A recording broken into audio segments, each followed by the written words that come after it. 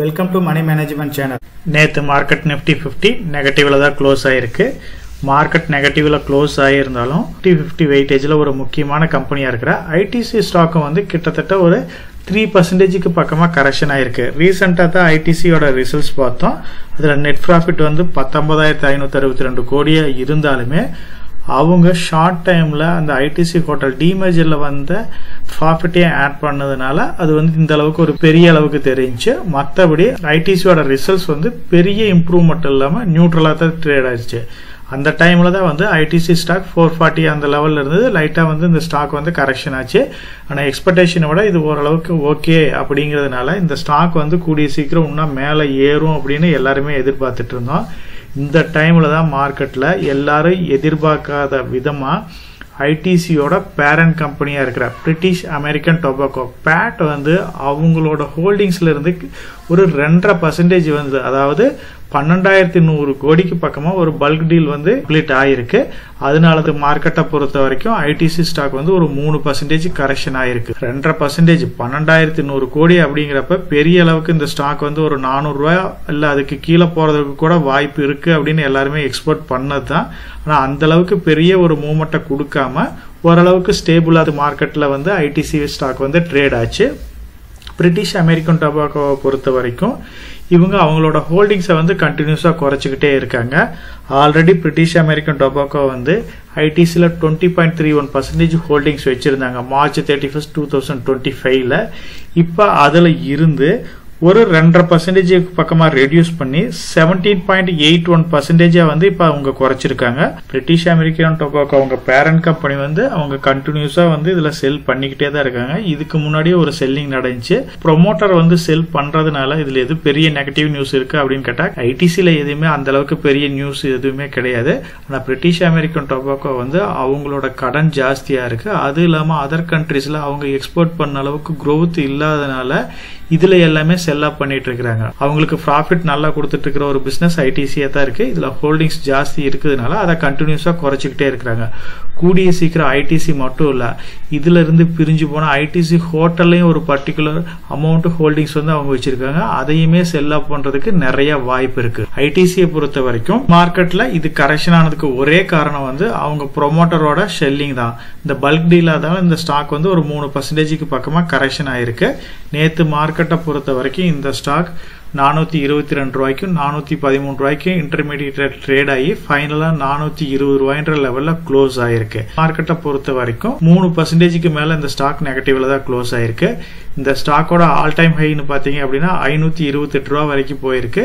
அதுக்கப்புறம் தான் வந்து ஐடிசி ஹோட்டலோட டிமர்ஜர் எல்லாமே நடந்துச்சு. அதுக்கப்புறம் ஒரு சில ஃபேக்டர்ஸ் மார்க்கெட் குளோபல் ஃபேக்டர் எல்லாம் சரியா இல்லாதனால இந்த ஸ்டாக் வந்து கண்டினியூஸாக கரெக்ஷன் ஆகி 390 ரூபா வரைக்கும் வந்து மார்க்கெட்டில் ஒரு நல்ல ஆப்பர்ச்சுனிட்டியை கொடுத்துச்சு. இப்போ மறுபடியும் 440 450 அந்த லெவலுக்கு போயிட்டு இப்போ வந்து 420 அந்த லெவலில் வந்து இப்போ இந்த ஸ்டாக் வந்து ட்ரேட் ஆகிட்டு இருக்கு. ஐடிசியில இருந்து பிரிட்டிஷ் அமெரிக்கன் டொபாக்கோ, அதாவது அந்த கம்பெனியோட ப்ரொமோட்டர் செல் ஆஃப் பண்றது இதுதான் ஃபர்ஸ்ட் டைமான்னு கேட்டால் கிடையாது. இதுக்கு முன்னாடியே அவங்க செல் ஆஃப் பண்ணியிருக்காங்க. 1 or 2 இயர்ஸ்க்கு முன்னாடி கூட 3.5%, அதாவது 17,400 கோடிக்கு பக்கமாக இவங்க ஐடிசி ஸ்டாக்ஸை வந்து செல் பண்ணிட்டு போனாங்க. அந்த டைம்லேயே வந்து இந்த ஸ்டாக் வந்து பெரிய ஒரு ஃபிளக்சுவேஷன்லாம் காமிக்கல. மார்க்கெட்டில் ஓரளவுக்கு ஸ்டேபிளாக தான் ட்ரேட் ஆச்சு. ஒரு 5% தான் ஃபிளக்சுவேஷன் இருந்துச்சு. அதே மாதிரி தான் இன்னைக்கு 2.5% வந்து 12,100 கோடிக்கு செல் பண்ணாலும் பெரிய ஃப்ளோட்டிங் காமிக்கல. ஒரு 3% பக்கமாக தான் ஃப்ளோட்டிங்ல வந்து ட்ரேட் ஆயிடும். ஐடிசியை பொறுத்த வரைக்கும் இது ஒரு ஸ்ட்ராங்கான ஃபண்டமெண்டலான கம்பெனியாக இருக்குதுனால பெரிய ஒரு சேஞ்சஸ்லாம் இந்த கம்பெனியில் நடக்கிறதுக்கு வாய்ப்பு ரொம்ப கம்மியாக தான் இருக்கு. ஃபினான்ஷியல் இயர் 2024 பொறுத்த வரைக்கும் இவங்க வந்து ஒரு சிங்கிள் பிஸ்னஸ்ல கிடையாது, நம்பர் ஆஃப் பிஸ்னஸ் வந்து இவங்க ரன் பண்றாங்க. ஐடிசியை பொறுத்த வரைக்கும் ஸ்டார்டிங்ல வந்து இது முழுக்க ஒரு சிகரெட் பேஸ் கம்பெனியாக தான் இருந்துச்சு. இப்போ சிகரெட் பிஸ்னஸ் மட்டும் இல்லாமல் FMCG, hotel, agri business, paper and packaging இந்த மாதிரி நம்பர் ஆஃப் பிஸ்னஸ் வந்து ரன் பண்ணிட்டு இருக்கிறாங்க. இப்போ தான் ரீசெண்டாக வந்து ஐடிசியில இருந்து ஐடிசி ஹோட்டலை வந்து தனியாக டிமர்ஜ் பண்ணிட்டு இருக்கிறாங்க. ஸோ ஐடிசி ஹோட்டல் வந்து ஒரு கடன் இல்லாத கம்பெனியாக தான் இருக்கு. இப்போ அதுவுமே வந்து ஓரளவுக்கு ரிசல்ட்ஸ் வந்து பெரிய அளவுக்கு நெகட்டிவ் இல்லாமல் ஓரளவுக்கு பாசிட்டிவா வந்ததுனால அதுக்கு காம்படிட்டரா இருக்கிற அதர் கம்பெனிஸ்க்கு ஈக்குவலா ரிசல்ட்ஸ் ப்ரொவைட் பண்ணதுனால கொஞ்சம் காஸ்ட்லியா ட்ரேட் ஆயிட்டு இருந்த ஸ்டாக் அதே அளவுக்கு இப்போ ட்ரேட் ஆயிட்டு இருக்கு. கூடிய சீக்கிரம் இப்போ ஐடிசில இருந்து எப்படி பிரிட்டிஷ் அமெரிக்கன் டொபாக்கோ வந்து வெளியே போறாங்களோ அந்த மாதிரி ஐடிசி ஹோட்டல்லையும் வெளியே போறதுக்கு நிறைய வாய்ப்பு இருக்கு. அப்படி போச்சு அப்படின்னா இந்த ஸ்டாக்லயும் வந்து ஒரு நல்ல மூவ்மெண்ட் இருக்கிறதுக்கு வாய்ப்பு இருக்கு. மார்க்கெட்டை பொறுத்த வரைக்கும் இவங்களோட பிசினஸ் growth வந்து எக்ஸ்போர்ட் பண்ண அளவுக்கு இல்ல. சிகரெட் பிசினஸ் மட்டும் ஓரளவுக்கு நல்ல ரிட்டர்னை கொடுத்து ஐடிசியோட ரிசல்ட்ஸ் வந்து நியூட்ரலா கொண்டு வட்டாங்க. அதர்வைஸ் எக்ஸ்போர்ட் பண்ண மாதிரி எஃப்எம்சிஜி ஆகட்டும், அக்ரி பிசினஸ் ஆகட்டும், பேப்பர் அண்ட் பேக்கேஜிங் பிசினஸ் எல்லாமே அந்த அளவுக்கு பெரிய அளவுக்கு சப்போர்ட் பண்ணாம தான் இருந்துச்சு. சிகரெட் பிசினஸ் மட்டும் தான் ஓரளவுக்கு சப்போர்ட் பண்ணி ஐடிசியை வந்து தாங்கி பிடிச்சிச்சு. மற்ற வகையில் ஐடிசியோட மெயின் பிசினஸ்னா இப்போ நம்ம டிஸ்கஸ் பண்ண மாதிரி கன்சூமர் குட்ஸ் இருக்கு, அப்பரல்ஸ் இருக்கு, எஜுகேஷன் இருக்கு, பேக்கேஜிங் இருக்கு, அக்ரி பிசினஸ் இருக்கு, paper boarding and speciality papers இருக்கு, ஐடி பிசினஸ் ஒன்னு இருக்கு, சிகரெட் பிசினஸ் இருக்கு. சிகரெட் தான் இதுல மேஜர் பிசினஸ் இருக்கு. ஷேர் ஹோல்டிங் பேட்டர்னை பொறுத்த வரைக்கும் எஃப்ஐட்ட வந்து நியர்லி ஒரு 40% பக்கமா இருக்கு. டிஐஐ பொறுத்த வரைக்கும் ஒரு 45% பக்கமா இருக்கு.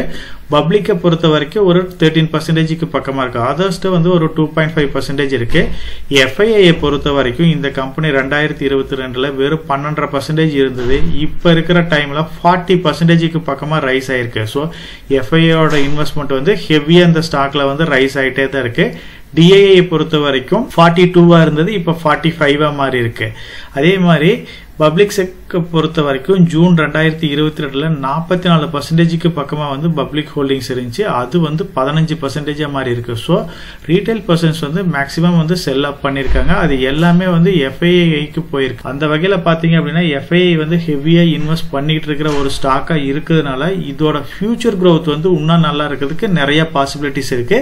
இப்ப நிறைய சேலஞ்சஸ் இவங்க ஃபேஸ் பண்ணாலும் ஃபியூச்சர்ல வந்து கண்டிப்பா வந்து ஒரு லாங் டைம்ல ஒரு நல்ல ரிட்டர்னை கொடுக்கும். இந்த ஸ்டாக்கை பொறுத்த வரைக்கும் அதாவது இவங்களோட சேலஞ்சஸ் என்னென்னு பாத்தீங்க அப்படின்னா சிகரெட் பிசினஸ் தான் இவங்களுக்கு மேஜர் பிசினஸா இருக்கு. ஆனா இதோட ரெவென்யூ பொறுத்த வரைக்கும் கொஞ்சம் லைட்டா வந்து குறைஞ்சிக்கிட்டே தான் இருக்கு. லாஸ்ட் 2 இயர்ஸ் ரிசல்ட்ஸை பொறுத்த வரைக்கும் 2023 ஃபர்ஸ்ட் குவார்டர்ல வந்து 25% பக்கமா growth ரேட் இருந்தது. நெக்ஸ்ட் குவார்டர்ல 20%, நெக்ஸ்ட் பாத்தீங்க அப்படின்னா 13. அதாவது 2023ல கண்டினியூஸா குறைஞ்சிக்கிட்டே இருக்கு. 24 பொறுத்த வரைக்கும் கண்டினியூஸா குறைஞ்சிக்கிட்டே தான் இருக்கு.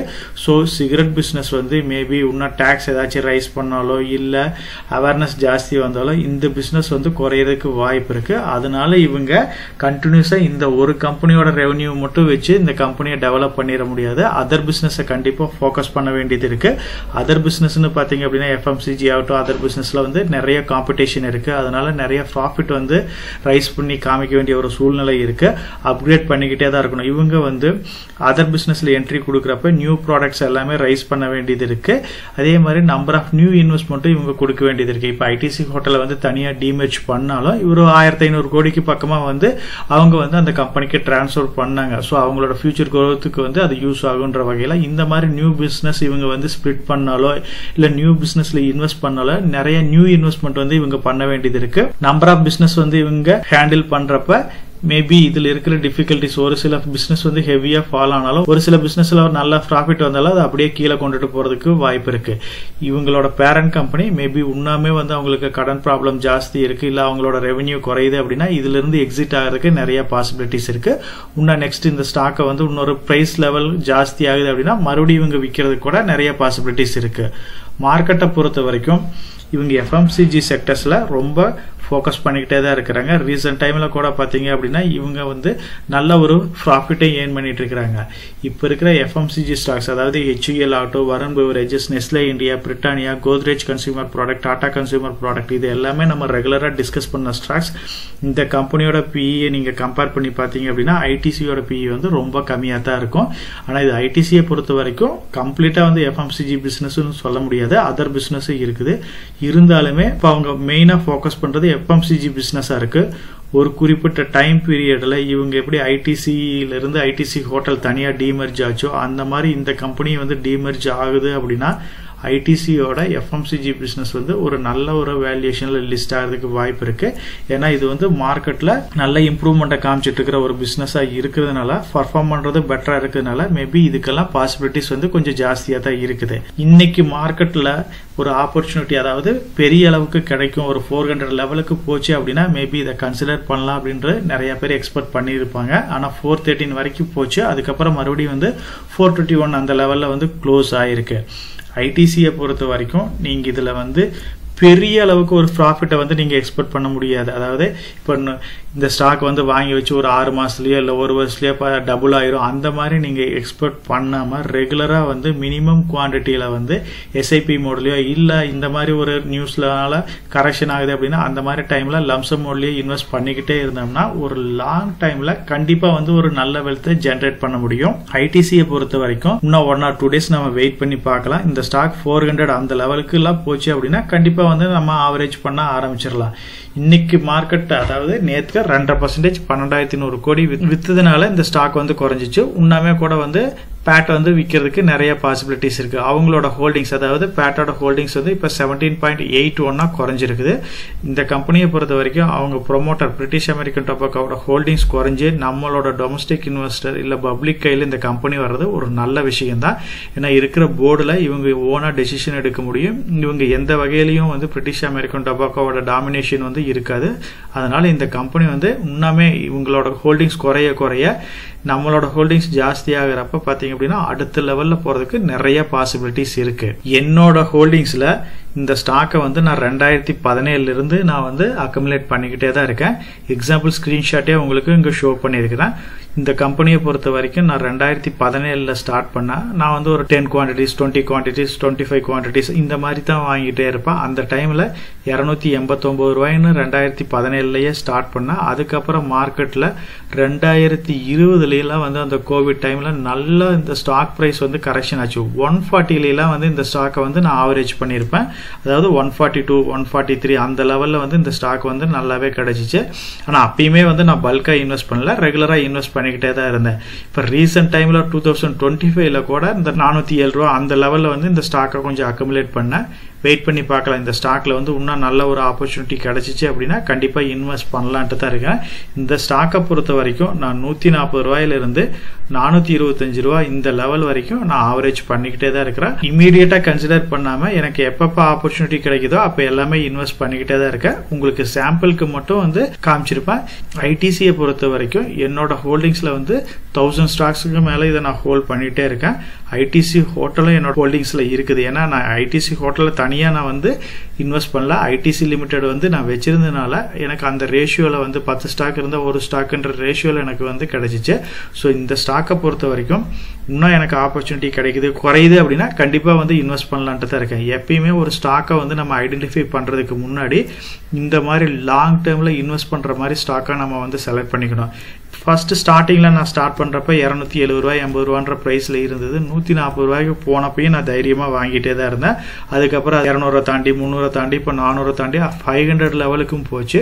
500ல இருந்து மறுபடியும் இப்ப 400 லெவலுக்கு பக்கமா வந்தாலும் மறுபடியும் நம்ம இன்வெஸ்ட் பண்ற மாதிரி தான் இருக்கணும். இந்த மாதிரி தான் வந்து ஒரு நீங்க ஸ்டாக்கை வந்து செலக்ட் பண்ணிட்டு லாங் டேர்ம்ல ரன் பண்ணிக்கிட்டே இருந்தோம் அப்படின்னா நமக்கு வந்து ஒரு நல்ல ரிட்டர்னை இந்த நம்ம செலக்ட் பண்ண ஸ்டாக் கொடுக்கும். இன்னும் ஏதாச்சும் ஒரு ஆப்பர்ச்சுனிட்டி கிடைக்குது இல்ல இந்த மார்க்கெட்ல மேபி இன்னைக்கு கூட இந்த ஸ்டாக் வந்து கரெக்ஷன் ஆகலாம், இல்ல நிப்டி 50 கரெக்ஷன் ஆனாலும், இல்ல குளோபல் ஃபேக்டர் சரியில்லைனாலும் இந்த ஸ்டாக் வந்து கரெக்ஷன் ஆனாலும், parent company British American tobacco selling pressure இன்னும் ஜாஸ்தியா இருந்தாலும் ஆப்பர்ச்சுனிட்டி கிடைச்சிச்சு அப்படின்னா ஐடிசியில் இன்வெஸ்ட் பண்ணுங்க.